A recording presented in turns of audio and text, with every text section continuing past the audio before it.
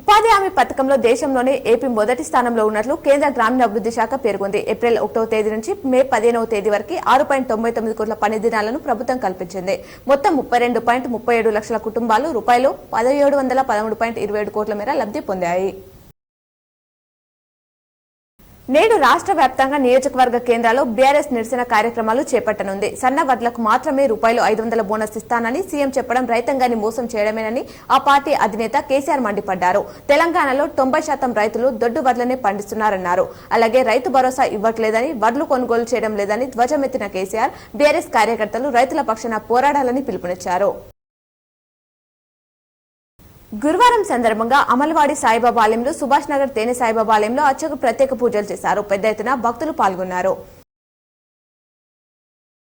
నగరంలోని వినాయక్ నగర్ లో గల బస్వా గార్డెన్ లో ఈ నెల 19న సాయంత్రం పద్మశాలి కుల 10వ తరగతి ఇంటర్లో ఉత్తమ మార్కులు వచ్చిన విద్యార్థులకు ప్రతిభా పురస్కారాలు అందజేస్తామని నిజామాబాద్ పద్మశాలి సంఘ నగర అధ్యక్షులు లక్ష్మీ నరసయ్య తెలిపారు. ధాన్యం కొనుగోలు వేగంగా పూర్తి చేయాలని కామారెడ్డి కలెక్టర్ జితేశ్వర్ పాటిల్ అధికారులను ఆదేశించారు. కలెక్టరేట్లోని కాన్ఫరెన్స్ హాల్లో బుధవారం ధాన్యం కొనుగోలుపై జిల్లా పౌర సరఫరాల సహకార శాఖ అధికారులు, రైస్ మిల్ అసోసియేషన్ ప్రతినిధులతో సమీక్ష నిర్వహించారు. నేడు ఉప్పల్ స్టేడియంలో గుజరాత్ జట్టుపై ఎస్ఆర్హెచ్ గెలిస్తే 16 పాయింట్లు దక్కించుకుంటుంది. కేకేఆర్, ఆర్ఆర్ ఇప్పటికే క్వాలిఫై అయ్యాయి. ప్లే ఆఫ్స్ లో స్థానం కోసం పోరాడుతున్న మిగతా జట్లలో కేవలం ఎస్కే మాత్రమే 16 పాయింట్లకు చేరగలదు.